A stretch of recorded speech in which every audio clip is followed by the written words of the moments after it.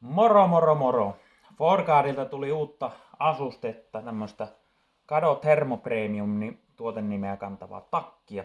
Jos lähdetään hihoista liikkeelle, niin täällä on tämmöiset lahkokset, että saadaan helposti puettua hanskan päälle. Monessa takissa tää on tehty turhan tiukaksi ja se on työläs pukea, mutta tässä se onnistuu nopeasti. Ja sitten etupuolelta löytyy tuulensuojakangasta ja hihojen päällypuolelta. Takana on stretchi selkäpuolella myös ja kainalossa. Eli kun työskennellään, niin se ei lähde puristaa mistään, vaan on todellakin helppo tehdä töitä ladulla.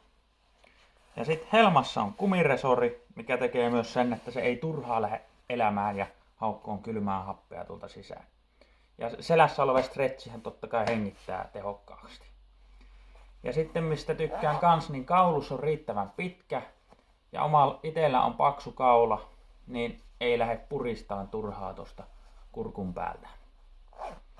Todella ajatuksen kanssa suunniteltu takki. Itse tykkään kyllä ja näette tämän mun päällä käytössä tuolla ladulla.